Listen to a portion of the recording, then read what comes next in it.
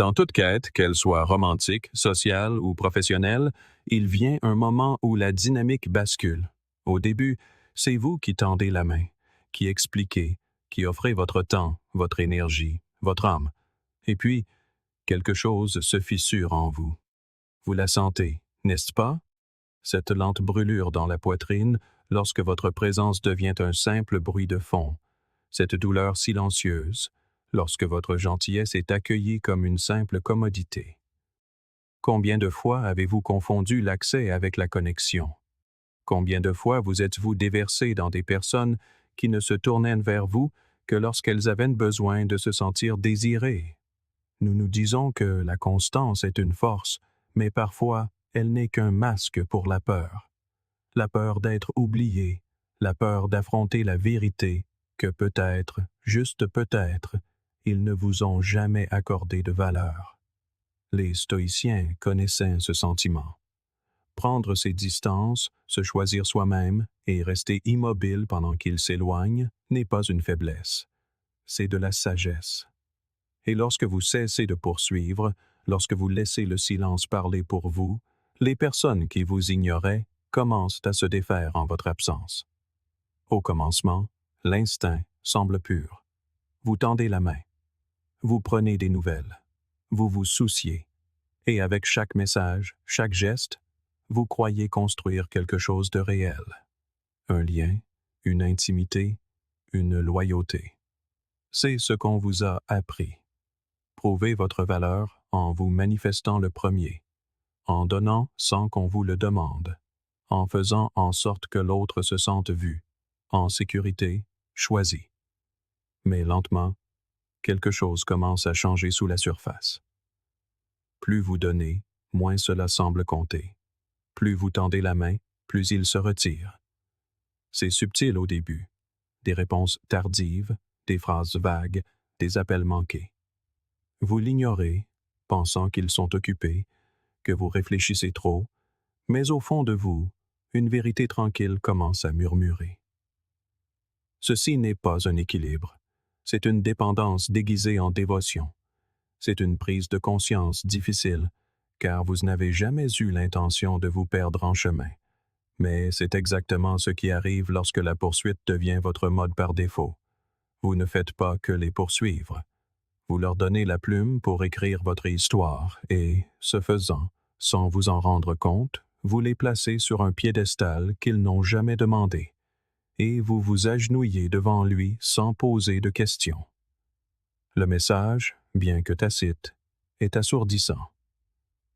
Tu es au-dessus de moi. J'ai plus besoin de toi que tu n'as besoin de moi.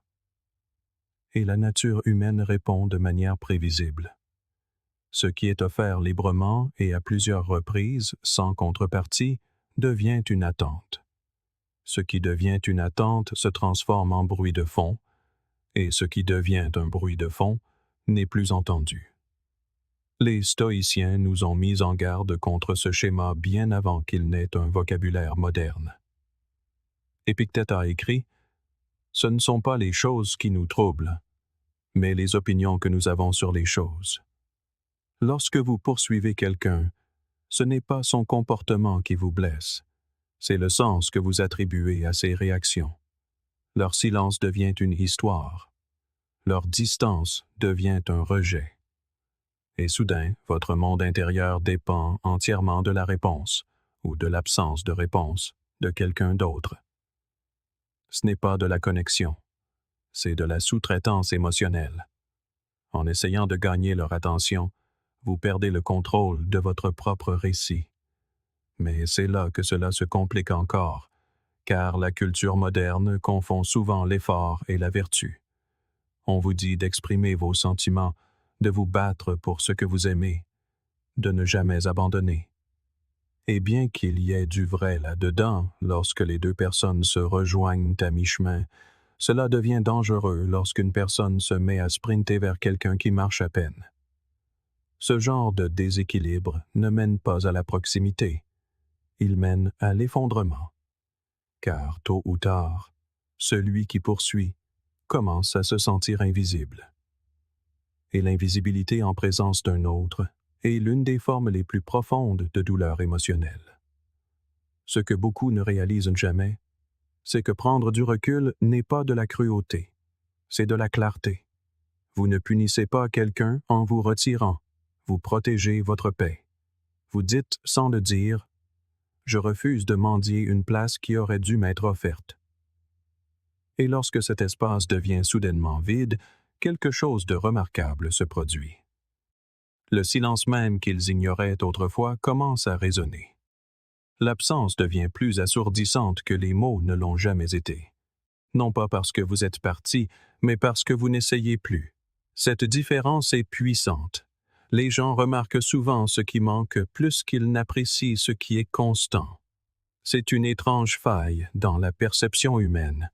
Nous normalisons ce que nous avons toujours, ce que nous tenions pour acquis nous manque. Ainsi, au moment où vous cessez de déverser votre énergie dans quelqu'un qui ne fait qu'absorber sans jamais donner, vous déclenchez une autre forme d'attention. Non pas parce que vous leur manquez nécessairement, mais parce que le sentiment qu'ils éprouvaient en votre présence leur manque. La chaleur, la certitude, la validation. Et sans cela, ils se retrouvent face à une version d'eux-mêmes qu'ils ne savent pas comment réconforter. Pourtant, la partie la plus difficile de cette dynamique, c'est la bataille intérieure que vous affronterez lorsque vous choisirez d'arrêter de poursuivre. Cela vous semblera mal. Cela ressemblera à un abandon, peut-être même à un échec. Mais cet inconfort n'est pas une faiblesse. C'est le sevrage d'un schéma qui n'a jamais été destiné à durer. Ce qui suit est souvent un deuil, non pas pour la personne, mais pour la version de vous qui croyait devoir mériter l'amour en prouvant qu'elle était suffisante. Cette version vous a servi un temps, mais elle n'est pas faite pour la paix. Elle est faite pour la poursuite. Et la paix ne réside pas dans la poursuite. La paix réside dans la présence, mutuelle, respectueuse, sans effort. C'est pourquoi votre quiétude devient un miroir. Au moment où vous cessez d'expliquer, de prouver, d'essayer, l'autre personne se retrouve face à un silence qu'elle ne peut contrôler. Et la plupart des gens craignent ce qu'ils ne peuvent contrôler. Votre retrait supprime le scénario auquel ils étaient habitués. Plus de réactions, plus d'efforts prévisibles. Juste de l'espace. Un espace qui force la réflexion. Et la réflexion, lorsqu'elle n'est pas accueillie par le réconfort, se transforme souvent en regret. Ce n'est pas de la manipulation. C'est la loi de cause à effet. Ils ne ressentent le poids de votre présence qu'après avoir dû vivre sans elle. Mais voici la vérité que vous devez retenir. Votre valeur n'a jamais été liée à leur reconnaissance. Elle n'a pas été prouvée par le nombre de messages que vous avez envoyés ou par le labeur émotionnel que vous avez porté. Votre valeur n'augmente pas lorsque quelqu'un réalise enfin ce qu'il a perdu. Elle a toujours été là. La différence, c'est que vous avez cessé de l'offrir à ceux qui ne la verraient pas avant qu'elle ne disparaisse. Vous ressentirez une forte tentation de revenir, d'expliquer, de leur rappeler qui vous étiez quand ils vous avaient. Mais le silence peut dire tout ce qu'une explication ne pourra jamais exprimer. Lorsqu'il est choisi avec intention, le silence devient une frontière. Non pas un mur de colère, mais une porte de respect de soi. Il dit « Je ne suis pas là pour convaincre, je suis là pour vivre. » Et dans un monde obsédé par le bruit, par la nécessité de prouver, de publier et de réagir, ce genre de calme devient sacré. Sénèque a écrit « Celui qui souffre avant que ce ne soit nécessaire souffre plus que nécessaire. » C'est exactement ce qui se produit. Dans le silence, leur imagination devient leur propre ennemi. Ils commencent à souffrir non pas à cause de ce que vous avez fait, mais à cause de tout ce que vous n'avez pas dit. Leur esprit comble les vides avec des suppositions, des peurs, de la culpabilité, du désir. C'est le basculement silencieux du pouvoir, non pas un contrôle par la force, mais par votre absence. Et ironiquement, plus votre silence est serein, plus il devient assourdissant pour eux. Le véritable pouvoir se meut souvent en silence. Il n'est pas toujours dans la confrontation. Il est dans le refus de s'engager, dans la dignité de ne pas se défendre, dans la force de s'éloigner sans avoir besoin d'être entendu. C'est ce qui perturbe le plus les gens, car ils peuvent se préparer à la colère, ils peuvent se préparer au conflit, mais ils sont sans défense face à l'immobilité. Surtout quand cette immobilité était autrefois remplie de votre chaleur, de votre effort, de votre présence. C'est pourquoi le silence n'est pas passif. Il est intentionnel. Lorsque vous cessez d'expliquer, vous leur ôtez la possibilité de débattre de votre vérité. Lorsque vous cessez de poursuivre, vous détruisez l'illusion qu'ils étaient le prix à gagner. Et lorsque vous faites tout cela sans amertume, vous leur montrez quelque chose à quoi ils n'étaient pas préparés, un respect de soi qui n'a pas besoin de validation. C'est ça, le changement. C'est ce qui les amène à se demander s'ils vous ont entièrement mal jugé. Mais le plus important est ceci. Vous ne faites pas cela pour manipuler. Vous ne choisissez pas le silence pour punir. Vous choisissez le silence pour guérir, pour récupérer l'énergie que vous donniez librement, en espérant qu'elle vous revienne sous forme d'amour, de respect ou de reconnaissance. Vous arrêtez parce que vous voyez enfin ce que les stoïciens ont toujours su. La paix intérieure ne se trouve pas dans ce que les autres vous disent, mais dans ce que vous cessez de leur dire. Et lorsque votre silence naît de cet endroit, non de la douleur, mais de la paix, il devient inébranlable. Ils le testeront, bien sûr. Ils enverront de petits signaux, une réaction à votre story, un message vague, un vieux souvenir évoqué comme s'il venait de refaire surface. Mais ce ne sont pas des tentatives de reconnexion. Ce sont des tentatives de vous ramener dans le schéma, de voir si votre silence est réel. Et votre pouvoir réside dans votre réponse, non pas avec des mots, mais avec votre posture, votre constance, votre refus de revenir en arrière pour un simple confort. Car une fois que vous avez vu ce qu'ils font de votre présence, il n'est plus de votre ressort d'expliquer votre absence. Chaque fois que vous offrez votre attention à quelqu'un, vous lui donnez quelque chose de bien plus précieux que la plupart des gens ne le réalisent. Ce n'est pas seulement un moment de concentration, c'est de l'énergie. C'est une présence, c'est une validation. Et comme toute ressource précieuse, son pouvoir réside dans la manière dont elle est donnée.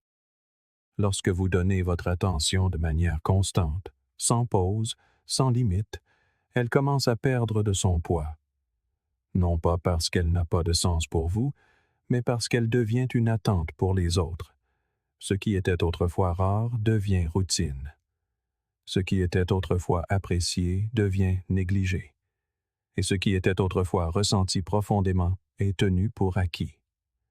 Mais lorsque vous vous retirez, non par ressentiment, non pour prouver quelque chose, mais simplement parce que vous avez dépassé le besoin de poursuivre, quelque chose change. L'espace que vous remplissiez de votre présence devient sensiblement plus calme. L'absence n'est pas seulement vide, elle résonne. Et cet écho rend les gens conscients de ce qu'ils avaient cessé de remarquer. Le réconfort que vous apportiez, la sécurité, l'assurance d'être aimé sans avoir à le demander. L'attention est une monnaie d'échange. Et comme l'argent, plus elle est distribuée librement, plus elle s'enfle et moins elle a de valeur. Mais lorsqu'elle est retirée, non par mesquinerie, mais par respect de soi, elle retrouve sa force. Les gens prêtent attention à ce qui n'est plus facilement accessible. C'est la nature humaine. Nous valorisons ce qui demande un effort. Et une fois que votre présence exige un effort, elle redevient précieuse. Marc Aurèle disait « La meilleure vengeance est de ne pas ressembler à celui qui vous a fait du tort. » Aoase tae. Votre évolution ne consiste pas à prouver quoi que ce soit à qui que ce soit, Elle consiste à devenir quelqu'un qui n'a plus besoin de validation externe pour se sentir entier. Lorsque vous passez de donateur constant à observateur silencieux, vous ne jouez pas à un jeu. Vous vous alignez sur votre propre croissance. Ils ne courent pas vraiment après vous. Ils courent après le sentiment que votre attention leur procurait. Ils courent après la certitude émotionnelle que vous fournissiez. Ils courent après l'image d'eux-mêmes qui n'existait que lorsqu'elle se reflétait dans vos yeux. Votre retrait n'est pas une punition. C'est un retour à soi, une décision de rediriger l'énergie que vous dispersiez autrefois vers l'extérieur, de la ramener dans votre propre vie. Et ce faisant, vous commencez à briller différemment, non pas avec arrogance, mais avec conscience.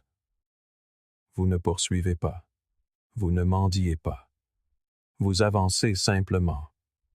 Et dans ce mouvement vers l'avant, vous créez quelque chose de magnétique, quelque chose qu'ils peuvent sentir, mais ne peuvent plus toucher.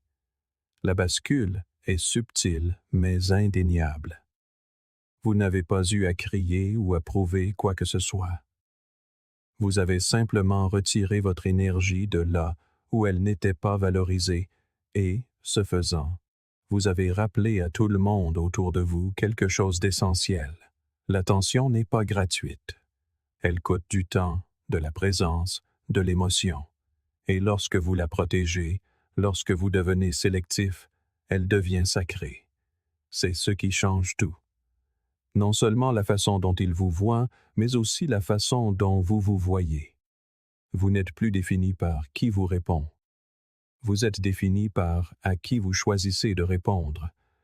C'est là que réside le véritable pouvoir. Alors non, la version de vous qui a grandi ne leur manque pas. Ce qui leur manque, c'est celle sur qui ils pouvaient compter pour donner sans hésiter. Mais cette version de vous n'habite plus ici. Et si vous avez utilisé votre silence non seulement pour vous retirer, mais pour vous élever, vous n'aurez plus besoin d'expliquer quoi que ce soit. Votre croissance parlera plus fort que n'importe quel adieu. Et c'est là le changement final, lorsque le pouvoir ne réside plus dans leur réponse ou leur absence de réponse.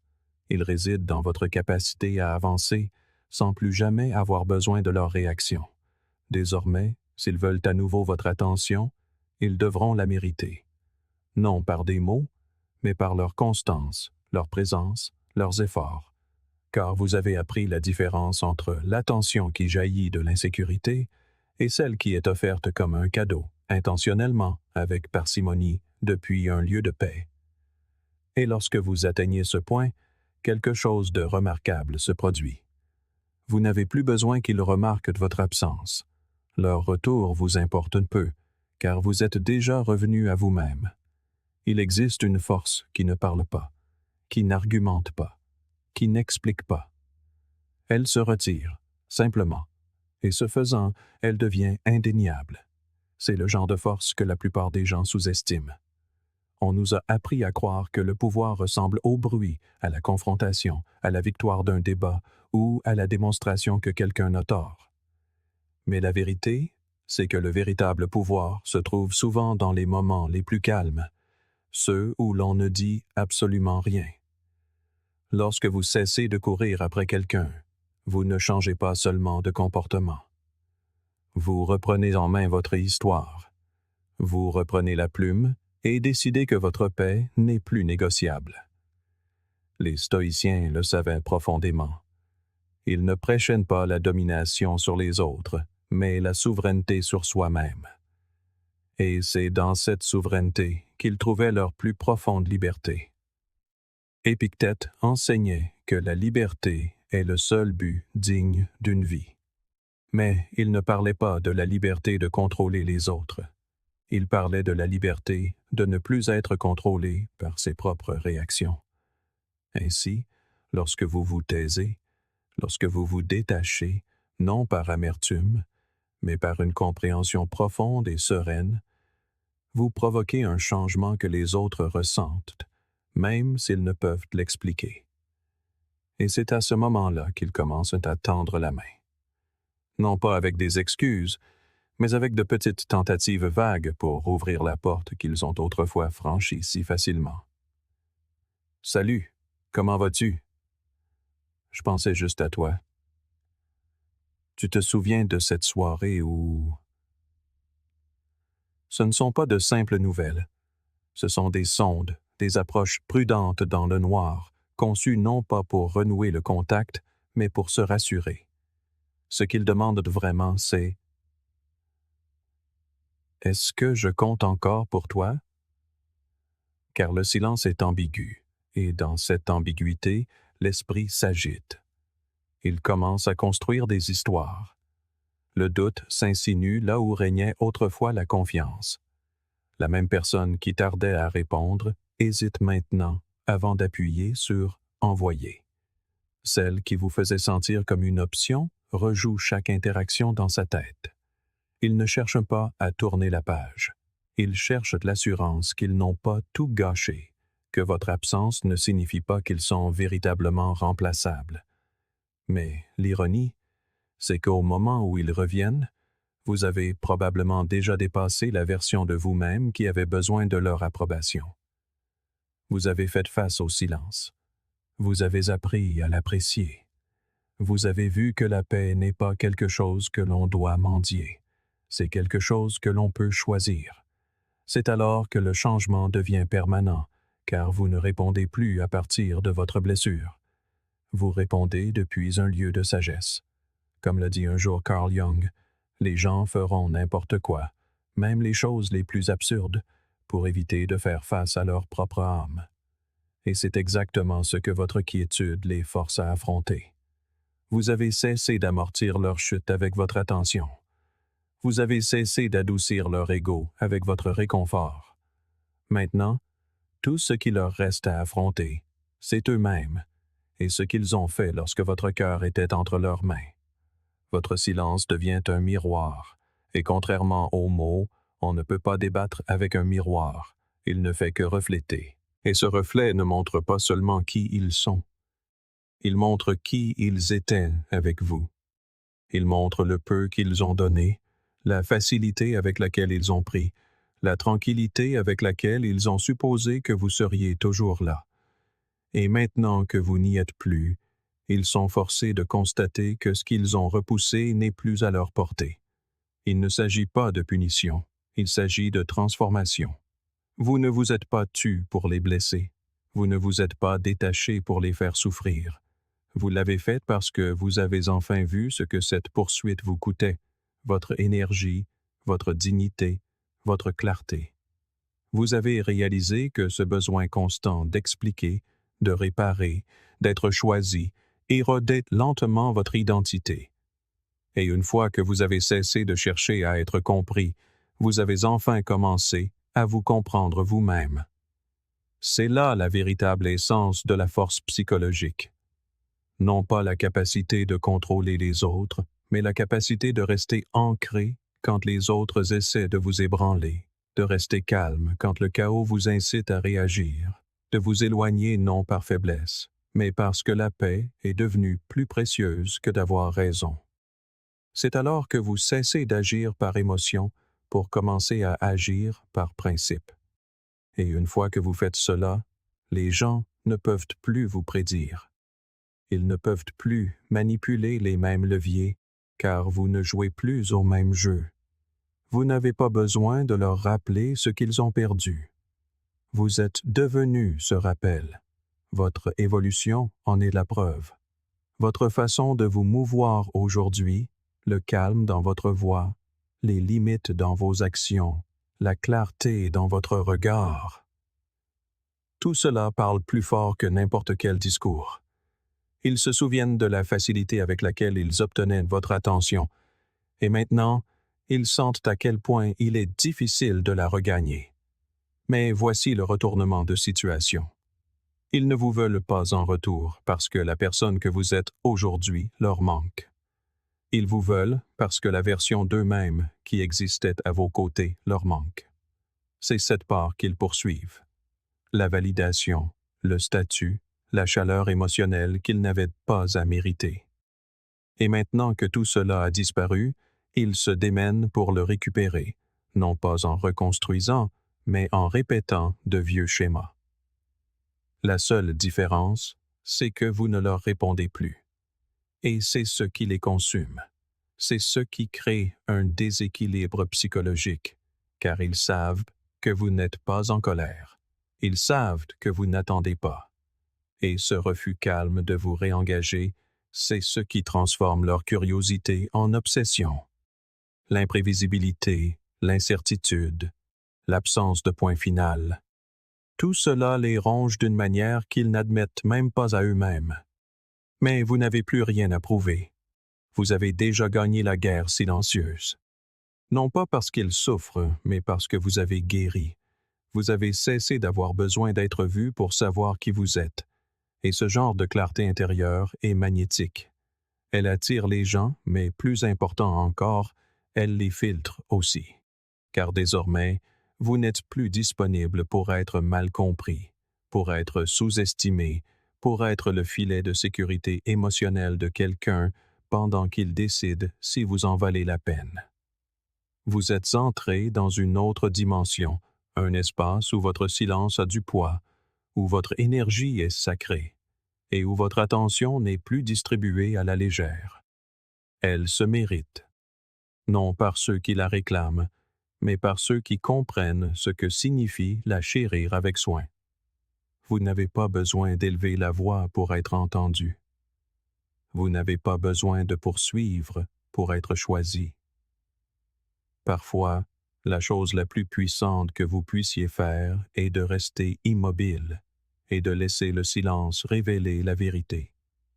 Car lorsque vous cessez d'avoir besoin d'être vu, vous commencez enfin à vous voir clairement. Si ces mots ont résonné en vous, sachez que le chemin vers la maîtrise de soi vous invite à aller encore plus loin. Merci d'avoir partagé ce moment avec le journal stoïcien, là où le silence n'est pas une faiblesse, mais une sagesse.